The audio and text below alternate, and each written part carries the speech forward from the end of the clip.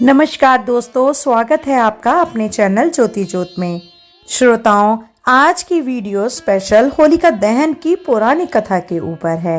पौराणिक मान्यताओं के अनुसार फागुन के महीने को बड़ा ही पवित्र माना जाता है और फागुन मास की पूर्णिमा को साल की सबसे भाग्यशाली पूर्णिमा माना जाता है और पूर्णिमा का दिन पहले होलिका जलाई जाती है।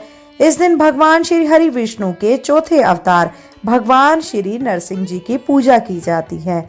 आज के दिन भगवान नरसिंह जी की, श्री हरि विष्णु जी की और माँ लक्ष्मी जी की पूजा करने से तथा व्रत कथा को सुनने से घर में स्वास्थ्य, धन और सुख समृद्धि आती है। आज के दिन गंगा स्नान करने और फागुन पूर्णिमा की कथाओं को सुनने से मनुष्य की समस्त मनोकामनाएं भी पूर्ण होती हैं तथा पापों का अंत हो जाता है एवं मोक्ष की प्राप्ति होती है। तो आज मैं आपको सुना रही हूँ होलिका दहन की बड़ी ही दुर्लभ कथा। इस कथा को बड़ी ही श्रद्धा और प्रसन्न चित्त मन से भगवान श्री लक्ष्मी नारायण के चरणों का ध्यान करते हुए पूरा अवश्य सुनिएगा। हर साल बुराई पर अच्छाई की जीत की याद के रूप में फागुन पूर्णिमा तिथि पर होलिका दहन किया जाता है और होली का यह पावन पर्व मनाया जाता है। फागुन पूर्णिमा पर विष्णु जी एवं लक्ष्मी जी की पूजा व्रत आदि करने का जितना महत्व है, उतना ही महत्व इस दिन फागुन पूर्णिमा की पौराणिक कथा को सुनने का है। मान्यता यह है कि यह कथा सुनने से यश, कीर्ति, धन धान्य और संतान सुख प्राप्त होता है तथा अंत में वैकुंठ धाम की प्राप्ति होती है। सतयुग में ऋषि कश्यप के दो पुत्र थे, हिरण्यकुश तथा हिरण्याकश्यप। हिरण्याक्ष भगवान ब्रह्मा से मिले वरदान की वजह से बहुत अहंकारी हो गया था। अपनी शक्ति का प्रदर्शन करने के लिए वो भूत देवी को साथ लेकर पाताल में भगवान विष्णु की खोज में चला गया। भगवान विष्णु ने वाहरा अवतार में उसके साथ युद्ध किया और उसका विनाश कर दिया, लेकिन संसार के लिए खतरा अभी टला नहीं था, क्योंकि उसका भाई हिरण्याकश्यप अपने भाई की मौत का बदला लेने को आतुर था। उसने देवताओं से बदला लेने के लिए अपनी असुरों की सेना से देवताओं पर आक्रमण कर दिया। हिरण्याकश्यप देवताओं से लड़ता, लेकिन हर बार भगवान विष्णु उनकी मदद कर देते। हिरण्याकश्यप ने सोचा, अगर मुझे विष्णु जी को हराना है तो मुझे अपनी रक्षा के लिए एक वरदान की आवश्यकता है, क्योंकि मैं जब भी देवताओं और मनुष्यों पर आक्रमण करता हूँ तो विष्णु मेरी सारी योजना तबाह कर देते हैं। उससे लड़ने के लिए मुझे शक्तिशाली बनना ही पड़ेगा। अपने दिमाग में ऐसे विचार लेकर वो वन की तरफ निकल पड़ता है और भगवान ब्रह्मा की तपस्या में लीन हो जाता है। वो काफी लंबे समय तक तपस्या में इसीलिए रहना चाहता था ताकि वो भगवान ब्रह्मा से अमर होने का वरदान मांग सके। इस दौरान वो अपने और अपने साम्राज्य के बारे में भूलकर कठोर तपस्या में लग जाता है। इस दौरान इंद्रदेव को ये ज्ञात होता है कि हिरण्याकश्यप असुरों का नेतृत्व नहीं कर रहा है। इंद्रदेव सोचते हैं कि यदि इस समय असुरों को समाप्त कर दिया जाए तो फिर कभी वो आक्रमण नहीं कर पाएंगे। हिरण्याकश्यप के बिना असुरों की शक्ति आधी है। अगर इस समय इनको समाप्त कर दिया जाए तो हिरण्याकश्यप के लौटने पर उसका आदेश मानने वाला कोई शेष नहीं रहेगा। ये सोचते हुए इंद्र अन्य देवों के साथ असुरों के साम्राज्य पर आक्रमण कर देते हैं। इंद्रदेव के अपेक्षा के अनुसार हिरण्याकश्यप के बिना असुर मुकाबले में कमजोर पड़ गए और युद्ध में हार गए। इंद्रदेव ने असुरों के कई समूहों को समाप्त कर दिया। हिरण्याकश्यप की राजधानी को तबाह कर इंद्रदेव ने हिरण्याकश्यप के महल में प्रवेश किया, जहां पर उनको हिरण्याकश्यप की पत्नी कयाधु नजर आई। इंद्रदेव ने हिरण्याकश्यप की पत्नी को बंदी बना लिया ताकि भविष्य में हिरण्याकश्यप के लौटने पर उसके बंधक बनाने के उपयोग कर पाए। और इंद्रदेव जैसे ही कयाधु को इंद्रलोक लेकर जाने लगे, देवर्षि नारद प्रकट हुए और उसी समय इंद्र को कहा कि इंद्रदेव रुक जाओ, आप ये क्या कर रहे हैं। देवर्षि नारद इंद्रदेव के कयाधु को अपने रथ में ले जाते देख क्रोधित हो गए। इंद्रदेव ने नतमस्तक होकर देवर्षि नारद से कहा कि देवर्षि हिरण्याकश्यप के नेतृत्व के बिना असुरों पर आक्रमण किया है और मेरा मानना है कि असुरों के आतंक को समाप्त करने का यही उचित समय है। वहां के विनाश को देखकर देवर्षि नारद ने क्रोधित स्वर में कहा कि हाँ, ये सत्य है कि मैं देख सकता हूँ, लेकिन ये औरत इसमें कहाँ से आई? क्या इसने तुमसे युद्ध किया?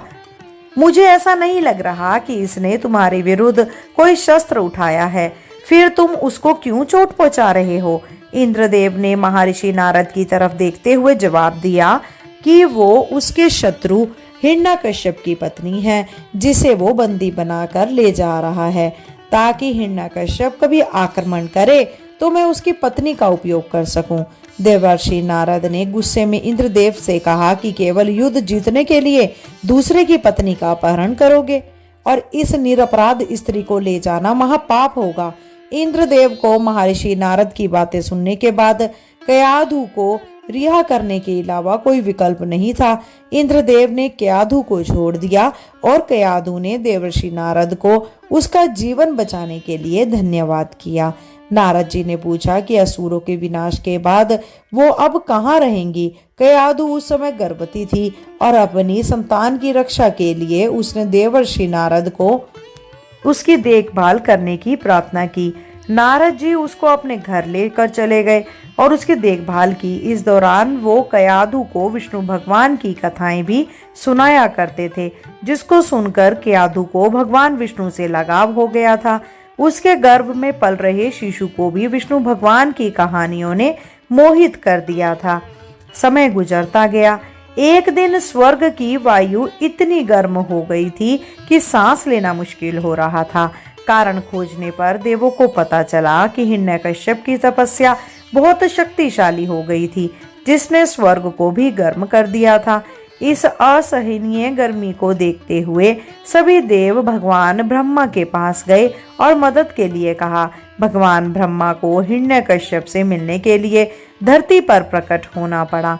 ब्रह्मा जी हिरण्यकश्यप की कठोर तपस्या से बहुत प्रसन्न हुए और उसे वरदान मांगने को कहा। हिरण्यकश्यप ने नतमस्तक होकर कहा, भगवान मुझे अमर बना दो। ब्रह्मा जी ने अपना सिर हिलाते हुए कहा, पुत्र, जिनका जन्म हुआ है उनकी मृत्यु निश्चित है। मैं सृष्टि के नियमों को नहीं बदल सकता हूँ, कुछ और मांग लो। हिरण्यकश्यप अब सोच में पड़ गया, क्योंकि जिस वरदान के लिए उसने तपस्या की वो ब्रह्मा जी ने देने से मना कर दिया।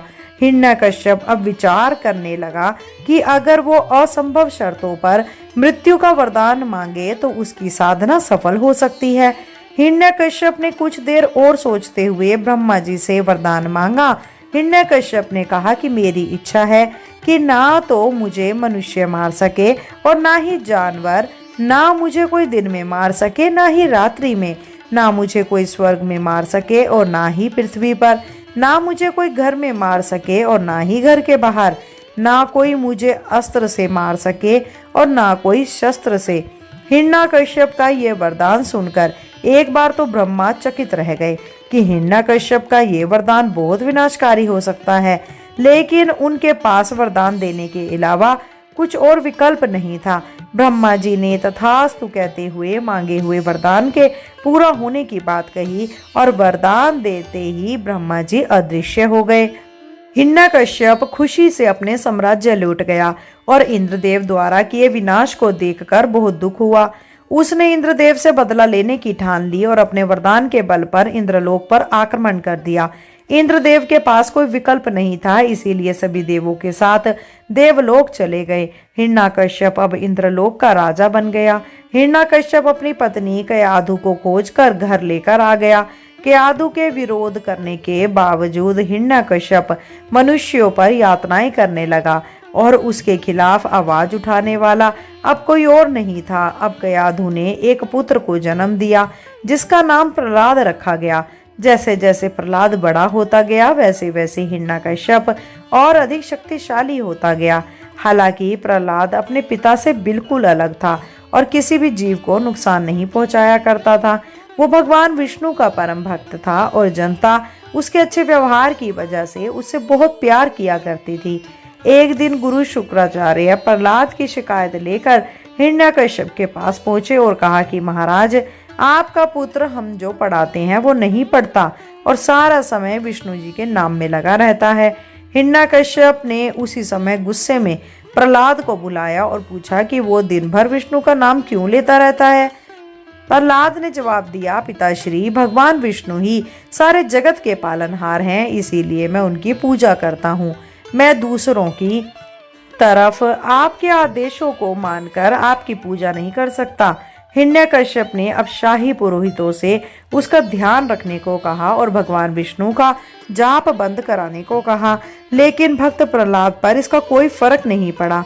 इसके विपरीत गुरुकुल में प्रहलाद दूसरे शिष्यों को भी उसकी तरह भगवान विष्णु की आराधना करने के लिए प्रेरित करने लगा। हिरण्यकश्यप ने परेशान होकर फिर प्रहलाद को बुलाया और पूछा, पुत्र, तुम्हें सबसे प्रिय क्या है? प्रहलाद ने जवाब दिया, मुझे भगवान विष्णु का नाम लेना सबसे अधिक प्रिय लगता है। अब हिरण्यकश्यप ने पूछा, इस सृष्टि में सबसे शक्तिशाली कौन है?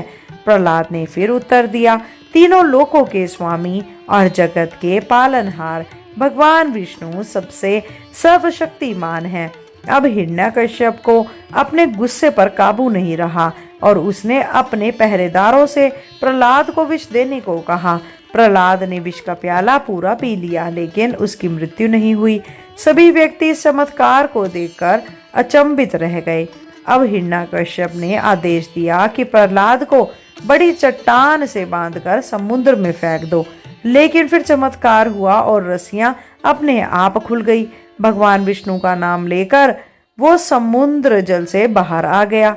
इसके बाद एक दिन जब प्रहलाद भगवान विष्णु के ध्यान में मग्न था, तब उस पर उन्मूत हाथियों के झुंड को छोड़ दिया, लेकिन वो हाथी उसके पास शांति से बैठ गए। अब हिरण्यकश्यप ने अपनी बहन होलिका को बुलाया और कहा, बहन, तुम्हें भगवान से वरदान मिला है कि तुम्हें अग्नि से कोई नुकसान नहीं होगा।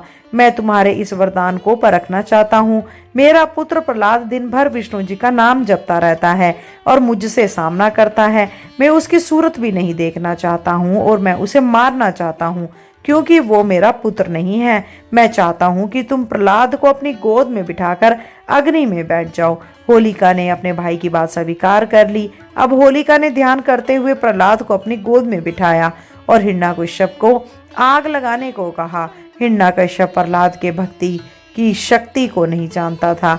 फिर क्या था, भगवान श्री हरि विष्णु की कृपा से आग से प्रतिरक्षित होलिका जलने लग गई और उसके पापों से उसका नाश कर दिया। जब आग बुझी तो प्रहलाद उस जली हुई जगह के मध्य अभी भी ध्यान में बैठा हुआ था, जबकि होलिका कहीं भी नजर नहीं आई। अब हिरण्यकश्यप भी घबरा गया और प्रहलाद को ध्यान से खींचते हुए ले गया और चिल्लाते हुए बोला, तुम कहते हो तुम्हारा विष्णु हर जगह पर है, बताओ अभी विष्णु कहाँ पर है? वो पेड़ के पीछे है या मेरे महल में है या इस स्तंभ में है? बताओ। प्रहलाद ने अपने पिता की आंखों में आंखें मिलाकर कहा कि हाँ पिताश्री, भगवान विष्णु हर जगह पर है। क्रोधित हिरण्यकश्यप ने अपने गदा से स्तंभ पर प्रहार किया और गुस्से से ऐसा कहा, तो बताओ वो कहाँ है? हिरण्यकश्यप दंग रह गया और देखा कि वो स्तंभ चकनाचूर हो गया और उस स्तंभ से एक क्रूर पशु निकला, जिसका मुख शेर का और शरीर मनुष्य का था। हिरण्यकश्यप उस आधे पशु आधे मानव को देखकर पीछे हट गया। तभी उस आधे पशु और आधे मानव ने जोर से कहा कि मैं नारायण का अवतार नरसिंह हूँ और मैं तुम्हारा विनाश करने आया हूँ। हिरण्यकश्यप नरसिंह भगवान को देखकर जैसे ही बचकर भागने लगा, तभी नरसिंह भगवान ने अपने पंजे से उसे जकड़ लिया और हिरण्यकश्यप ने अपने आप को छुड़ाने के लिए बहुत कोशिश की, लेकिन नाकाम रहा। नरसिंह भगवान अब हिरण्यकश्यप को घसीटते हुए दरवाजे की चौखट तक ले गए, जो ना घर में था और ना घर के बाहर, और उसे अपनी गोद में बिठा दिया, जो ना आकाश में था ना ही धरती पर, और सांझ के समय अर्थात ना ही दिन में ना ही रात में। हिरण्यकश्यप को अपने पंजों से उसका वध कर दिया। हिरण्यकश्यप का वध करने के बाद दहाड़ते हुए नरसिंह भगवान सिंहासन पर बैठ गए। सारे असुर ऐसे क्रूर पशु को देखकर भाग गए और देवताओं की भी नरसिंह भगवान के पास जाने की हिम्मत नहीं हुई। अब बिना डरे हुए प्रहलाद आगे बढ़ा और नरसिंह भगवान से प्यार से कहा, प्रभु मैं जानता हूँ आप मेरी रक्षा के लिए आए हैं। नरसिंह भगवान ने मुस्कुराते हुए जवाब दिया, हाँ पुत्र, मैं तुम्हारे लिए ही आया हूँ। तुम चिंता मत करो, तुम्हें इस कथा का ज्ञान नहीं है, कि तुम्हारे पिता मेरे द्वारपाल विजय हैं। उन्हें एक श्राप के कारण पृथ्वी पर जन्म लेना पड़ा। 3 और जन्मों के पश्चात उसे फिर बैकुंठ में स्थान मिल जाएगा। इसीलिए तुम्हें चिंता करने की कोई आवश्यकता नहीं है। प्रहलाद ने अपना सिर हिलाते हुए कहा कि प्रभु, अब मुझे कुछ नहीं चाहिए। नरसिंह भगवान ने अपना सिर हिलाया और कहा, नहीं पुत्र, तुम जनता पर राज करने के लिए बने हो और तुम अपनी जनता की सेवा करने के पश्चात बैकुंठ आना। प्रहलाद अब असुरों का उदार शासक बन गया, जिसने अपने शासनकाल के दौरान प्रसिद्धि पाई और असुरों के पुराने क्रूर तरीके समाप्त कर दिए। इस प्रकार से भगवान श्री हरि विष्णु ने नरसिंह भगवान का अवतार लेकर अपने भक्त की रक्षा की। एक बार प्रेम से बोलिए श्री लक्ष्मी नारायण भगवान की जय। श्रोताओं, यह कथा यहीं समाप्त होती है। मैं आशा करती हूँ आपने इस कथा का आनंद लिया होगा। अगर आपको वीडियो पसंद आए तो कृपया करके वीडियो को लाइक करें और अन्य परिवारजनों और मित्रजनों में भी अवश्य शेयर करें। साथ ही अगर आप चैनल पे नए हैं तो कृपया करके चैनल को सब्सक्राइब अवश्य करें। शीघ्र मिलते हैं नई वीडियो नई जानकारी के साथ। जय श्री कृष्ण, राधे राधे।